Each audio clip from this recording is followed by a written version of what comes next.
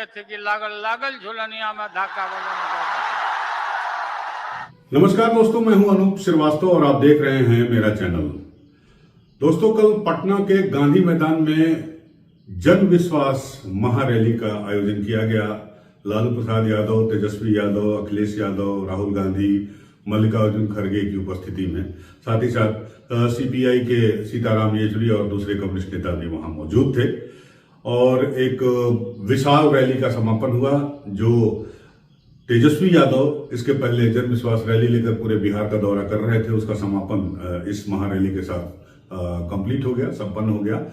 तो बात करेंगे इस रैली में तेजस्वी यादव के बारे में, तो बात करेंगे ही करेंगे, लेकिन आज मेरा वीडियो जो है फोकस रहेगा लालू प्रसाद यादव जी के भाषण के ऊपर। बहुत दिनों के बाद लालू जी को मैंने अपने रंग में देखा और लालू जी ने क्या कहा इस पे हम चर्चा करेंगे और तेजस्वी किस तरह से मजबूत हुए इस रैली के बाद, इसके बारे में भी बात करेंगे। लेकिन सबसे पहले बात कर लेते हैं भाजपा की जो पहली लिस्ट जारी हुई है 195 उम्मीदवारों की, जिसमें से 2 उम्मीदवार ऐसे हैं जिनकी उम्मीदवारी पर अब सवालिया निशान लग रहे हैं या यूं कहें लग चुके हैं। तो उसमें पहले हैं पवन सिंह, भोजपुरी के स्टार कलाकार, जिनको कि आसनसोल से टिकट मिला था और शत्रुघ्न सिन्हा वहां से टीएमसी के सांसद हैं। पवन सिंह ने पहले तो टिकट मिलने का स्वागत किया सोशल मीडिया पर, लेकिन बाद में वो पलट गए। क्यों पलट गए, इसके बारे में कहा जा रहा है कि पवन सिंह ने इसके पहले अपने फिल्मों में, भोजपुरी फिल्मों में जिस तरह के गाने गाए हैं और जिस तरह से बंगाल की लड़कियों के बारे में उनके गाने थे, उसको लेकर बंगाल भाजपा में ही विरोध शुरू हो गया। उसको लेके पवन सिंह को इस्तीफा देना पड़ा, या यूं कहें सोशल मीडिया पर आकर ये कहना पड़ा कि वो जो है आसनसोल से चुनाव लड़ने में असमर्थ हैं और उन्होंने चुनाव लड़ने से इनकार कर दिया। इस बारे में मैंने सोशल मीडिया पोस्ट एक्स पर लिखा भी है और आप उसे देख सकते हैं। शत्रुघ्न सिन्हा का जहां तक सवाल है, तो शत्रुघ्न सिन्हा ने कहा कि पवन सिंह जो है मेरा छोटे भाई की तरह है, लेकिन चुनाव क्यों नहीं लड़ रहा है ये वही बता सकता है। लड़ना न लड़ना उसके ऊपर निर्भर करता है। लेकिन अंदर की जो खबर है वो यही है कि पवन सिंह ने जिस तरह से गाने गाए हैं बंगाल की महिलाओं को लेकर, उसको लेकर काफी विरोध हो रहा था वहां पर। टीएमसी तो खैर विरोध कर ही रही थी, या टीएमसी ने जो कहा सो कहा। खुद बीजेपी के लोग जो बंगाल के थे उन्होंने इनका विरोध किया। नतीजा, उन्होंने अपनी उम्मीदवारी कैंसिल करने का ऐलान कर दिया। ये तो थे पवन सिंह पहले उम्मीदवार। दूसरे उम्मीदवार उपेंद्र सिंह रावत, जी हाँ, ये भी सोशल मीडिया पर पिछले 24 घंटों से काफी वायरल हो रहे हैं और ये वायरल हो रहे हैं अपनी एक वीडियो क्लिप के चलते। हालांकि वो क्लिप इतना गंदा है, इतना खराब है कि उसे किसी ने पब्लिक डोमेन पर वायरल भी नहीं किया। सिर्फ उसकी एक फोटो जो है वो वायरल हो रही है, जिसमें एक वो कथित तौर पर एक महिला के साथ आपत्तिजनक स्थिति में दिखाई पड़ रहे हैं। और ये उपेंद्र सिंह रावत वही हैं जिन पर बीजेपी ने अपना भरोसा दोबारा जताया है, बाराबंकी से उन्हें उम्मीदवार बनाया है। हालांकि उपेंद्र सिंह रावत के जो सेक्रेटरी हैं या निजी सचिव हैं, जो है उन्होंने बाराबंकी के थाने में इस बारे में एक एफआईआर दर्ज कराई है, जिसमें उन्होंने कहा है कि ये फेक वीडियो है और एआई के जरिए इसको क्रिएट किया गया है और लिहाजा जो है इसकी जांच की जाए। ये उनको बदनाम करने की एक साजिश है। लेकिन बहरहाल ये सोशल मीडिया पर काफी चर्चित है और इसकी खबर जो है बीजेपी आला कमान तक पहुंच गई है। अब उपेंद्र सिंह रावत का क्या होगा, पुलिस की जांच में क्या निकलता है, सबकी निगाहें इसकी ओर लगी हुई हैं। तो ये 2 खबरें थी बीजेपी उम्मीदवारों को लेकर।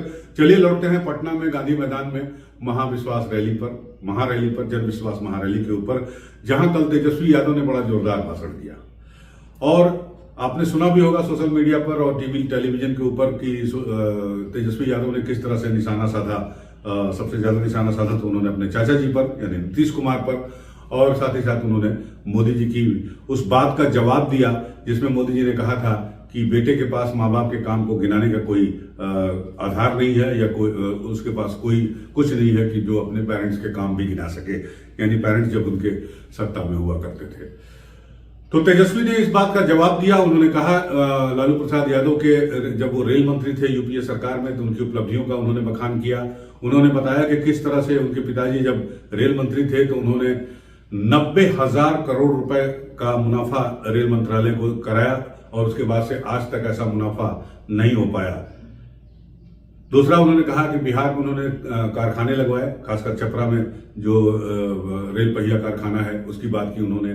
साथ ही साथ उन्होंने कहा कि लालू प्रसाद यादव यानी उनके पिताजी ही वो ही नेता हैं, ऐसे नेता हैं जिन्होंने बिहार में पिछड़े दलितों, अति पिछड़ों को सम्मान दिलाया, उनका गौरव वापस दिलाया। और 1990 के दशक में जब वो बिल्कुल हाशिए पर हुआ करते थे समाज में, उनको मेन धारा में लाने का काम किया।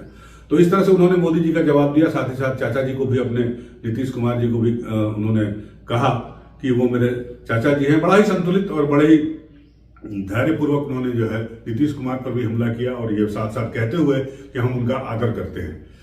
लेकिन एक बात साफ है कि कल जिस तरह से तेजस्वी यादव ने भाषण दिया और जिस तरह से पटना की गांधी मैदान में एक विशाल जनसमूह देखने को मिला, तो याद आ गया मुझे वो 90 का दौर जब लालू यादव ने वहां पर रैली किया था।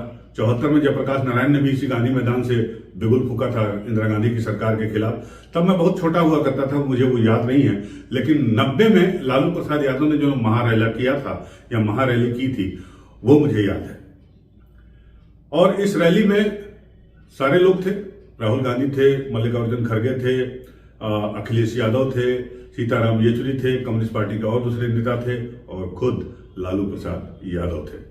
आपको मालूम है लालू प्रसाद यादव का किडनी ट्रांसप्लांट हुआ है, और बावजूद उसके वो आए। और कल जो उनका मैंने भाषण सुना, आपने तेजस्वी के भाषण बहुत सुने, मैं तेजस्वी के भाषण पर चर्चा नहीं करूंगा। इतना जरूर कहूंगा कि तेजस्वी ने इस भाषण के जरिए, इस रैली के जरिए, इस जन विश्वास यात्रा के जरिए अपने आप को बिहार में स्टैब्लिश कर लिया है। लेकिन मजा तो आया लालू जी का भाषण सुनकर। जी हाँ, लागल लागल झुलनिया में धक्का बलम चला कलकत्ता। ये बात इन्होंने कही नीतीश कुमार के लिए, और नीतीश कुमार को एक बार फिर उन्होंने पलटू राम कहा, और कहा कि इस गाने की लाइन का उल्लेख करते हुए उन्होंने कहा कि नीतीश कुमार यदि दोबारा आने की कोशिश करते हैं, दोबारा पलटने की कोशिश करते हैं, दोबारा आरजेडी से हाथ मिलाने की कोशिश करते हैं, तो उन्हें धक्का दे दिया जाएगा। और इस गाने के साथ उन्होंने इस संदर्भ का हवाला दिया। कोई ऐसा सरकार में कोई गलत काम नहीं हुआ कि अपना नीतीश कुमार, इनको पता नहीं क्या लगा। ठीक हम लोग बोलते थे कि लागल लागल झुलनिया में धक्का लागल लागल झुलनिया में धक्का बलम कर कहता चलो। और फिर इन्हें लौट के आगे की हिम्मत करी है, से बढ़िया से धक्का मिली। फिर लालू यादव ने बहुत कुछ कहा। लालू यादव ने याद दिलाया पब्लिक को कि किस तरह से 1990 में के दशक में कुएं से पानी भरने में दलितों को, अति पिछड़ों को रोका दिया जाता था, वंचित किया जाता था। वो सारे चीज उन्होंने हटाए समाज से, उनको बराबरी पर लाया, उनको सम्मान दिलाया। और आज स्थिति ये है कि वो खुद अपना कुआं खोद सकते हैं, और जो लोग उन्हें रोकने की कोशिश करते थे उन्हें वो खुद अब पानी पिला सकते हैं। तो सवाल ये भी उठता है कि ये जो महा रैली हुई है कल गांधी मैदान में, तो क्या ये बीजेपी को बिहार में पानी पिला सकता है? इस सवाल पर भी चर्चा करेंगे। बने रहिए आप हमारे साथ वीडियो पर। हमारे चैनल को लाइक करिए, सब्सक्राइब करिए। लालू जी ने एक और बात कही। लालू जी ने पीएम मोदी पर भी हमला किया, और बड़ा अजीब तरह का हमला किया, बड़ा एक दूसरे टाइप का हमला किया। लालू यादव ने मोदी पर आरोप लगाया कि वो हिंदू है ही नहीं, वो नकली हिंदू है। लीजिए साहब, क्यों? इसके पीछे उन्होंने आधार ये बताया कि प्रधानमंत्री नरेंद्र मोदी जी की माता जी का जब निधन हुआ था, तो हिंदू में ये परंपरा है, रीति रिवाज है कि माता पिता के निधन के बाद पुत्र या पुत्री, जो भी पुत्र, खासकर पुत्र अगर अंतिम संस्कार करता है और या पुत्र है नहीं भी करता है, तो वो अपना बाल और दाढ़ी जरूर मुड़वा लेता है शोक में, अपने श्रद्धा देने के लिए शोक में जो है वो अपने बाल दाढ़ी मुड़वाता है। लेकिन नरेंद्र मोदी जी ने ऐसा नहीं किया, इसलिए वो नकली हिंदू हैं। बड़ा यूनिक टाइप का अटैक था ये लालू प्रसाद यादव का, और इस तरह का अटैक जो है वो लालू प्रसाद यादव ही कर सकते हैं। साथ ही साथ उन्होंने हमला किया नरेंद्र मोदी पर कि नरेंद्र मोदी को वो सत्ता से उखाड़ फेंकेंगे। विशाल जनसमूह देखकर उन्होंने कहा कि नरेंद्र मोदी को इस बार हम सत्ता से उखाड़ फेंकेंगे और दिल्ली पर कब्जा करेंगे। बहुत सारे बातें कही लालू प्रसाद यादव ने, बहुत सारी लोगों से संवाद किया और साथ ही साथ उन्होंने कहा कि परिवारवाद, जी हाँ, मोदी जी जो लगातार परिवारवाद पर हमला करते रहे हैं, तो लालू प्रसाद यादव ने उसका भी जवाब दिया। लालू प्रसाद यादव ने कहा कि वो लोग परिवारवाद पर हमला कर रहे हैं जिनके पास अपना ही परिवार नहीं है। जी हाँ, लालू प्रसाद यादव का यह भी एक बड़ा तीखा हमला था। उन्होंने कहा कि मोदी जी के पास परिवार नहीं है तो हम क्या करें, हमारे पास परिवार है। ये मोदी क्या है? मोदी कोई चीज है क्या? ये नरेंद्र मोदी आजकल परिवारवाद पर हमला कर रहे हैं। अरे भाई, तुम बताओ ना कि तुमको क्यों परिवार में कोई संतान नहीं तुमको हुआ, बताओ।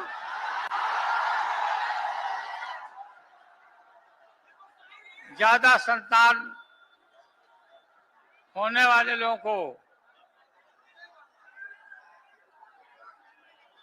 बोलता कि परिवारवाद है, परिवार के लिए लोग लड़ रहे हैं।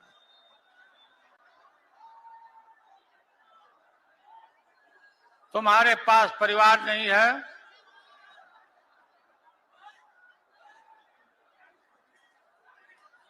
और तुम्हारी माताजी जब, और तुम हिंदू भी नहीं है, तुम्हारी माताजी का जब देहावसान हो गया तो हर हिंदू अपने मां के शोक में केस दाढ़ी बनवाता, दाढ़ी छिलवाता। क्यों नहीं छिलवाया, बताओ, क्यों नहीं छिलवाया? देश भर में नफरत फैला रहे हो।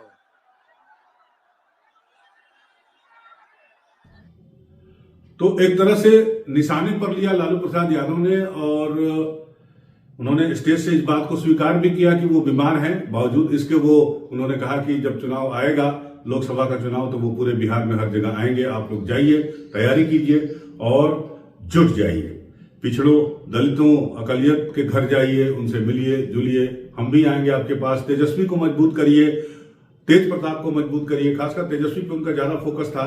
तो कल की इस रैली से यह भी साफ हो गया कि लालू प्रसाद यादव ने तेजस्वी यादव को अपना एक तरह से उत्तराधिकारी बना दिया है, उत्तराधिकारी का ऐलान कर दिया है। लालू की गद्दी, लालू की विरासत और तेजस्वी यादव ही संभालेंगे।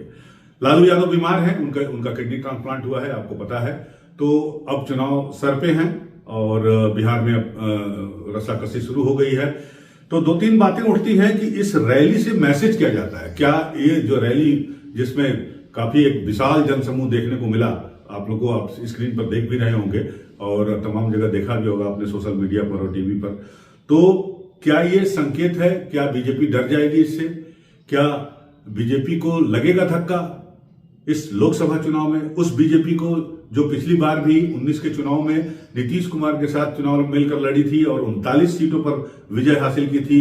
इस बार एक बार बीच में गड़बड़ हुआ, इधर उधर अल्टी पल्टी हुई, लेकिन फिर चुनाव के ठीक पहले जो है दोनों एक हो गए हैं और फिर दोनों एक साथ 2024 के इस लोकसभा चुनाव में उतरने जा रहे हैं। लेकिन क्या इस बार वो अपना पिछला प्रदर्शन दोहरा पाएंगे? खासकर कल की जो रैली हुई है वहां पर पटना के गांधी मैदान में, उसको देखने के बाद क्या बीजेपी 39 सीटों का करिश्मा एक बार फिर से दोहरा पाएगी?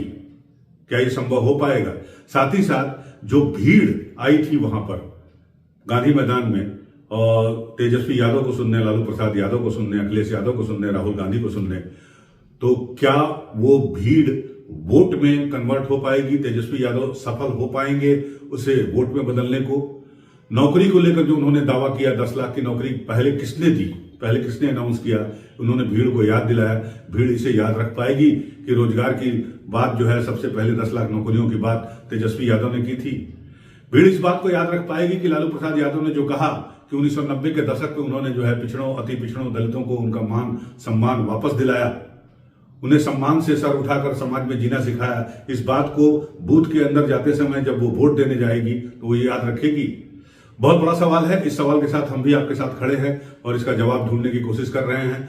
आप भी बने रहिए हमारे साथ। अगर आपको हमारा ये वीडियो अच्छा लगा हो तो हमारे चैनल को लाइक करिए, सब्सक्राइब करिए। मिलते हैं आपसे अगले वीडियो में, तब तक के लिए नमस्कार।